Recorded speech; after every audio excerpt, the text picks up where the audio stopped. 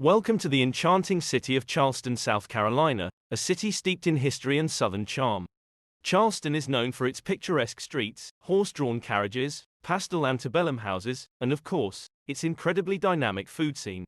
Today, we embark on a Savor the Flavors of Charleston walking food tour, which started at the Bulldog Tours office on Anson Street, next to the Charleston Carriage Works. The walk was a pleasant stroll through the historic streets of this charming city. And throughout the tour, we learned about the history of the city, its architecture, and the heritage of its unique Southern cuisine. Here, we see Charleston single houses, a distinctive style designed for this area's hot, humid climate. The narrow facades minimize direct sunlight exposure, while the side porches, called piazzas, behind the doors, catch cool breezes. After a short stroll, we hit our first eating spot, the Handy and Hot Bake Shop. Handy and Hot is a modern grab-and-go bakery and coffee shop, founded by renowned chef Vivian Howard, known for her restaurant Lenoir, and the PBS show, A Chef's Life.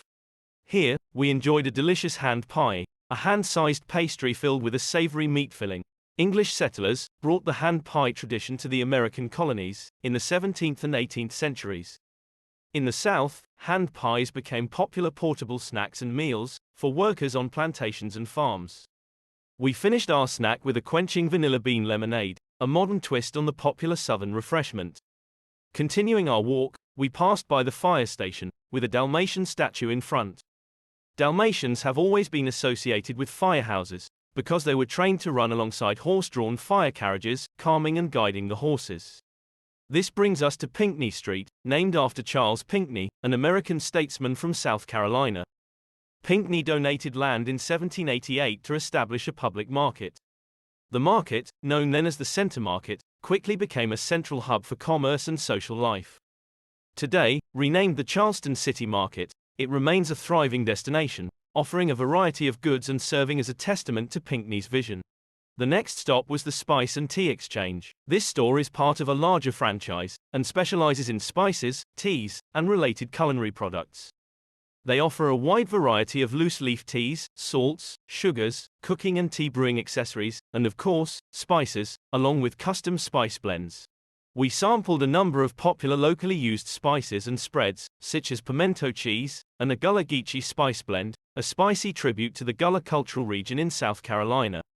We also had a chance to taste barrel-aged bourbon-infused maple syrup, along with some organic berry tea. We continued on to the Oyster House seafood restaurant, where we had a veritable smorgasbord of classic Charleston dishes, including shrimp and grits, hush puppies, and she crab soup. Our tour took us by Philadelphia Alley, where if you look closely at the bricks in the pavement, you will see hand and fingerprints of the slaves who laid them in the ground.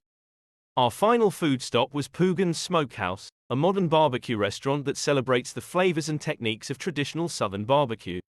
Here, we enjoyed a pulled pork sandwich, along with a Southern classic, collard greens. We hope you have enjoyed this video. Please like, follow, and subscribe.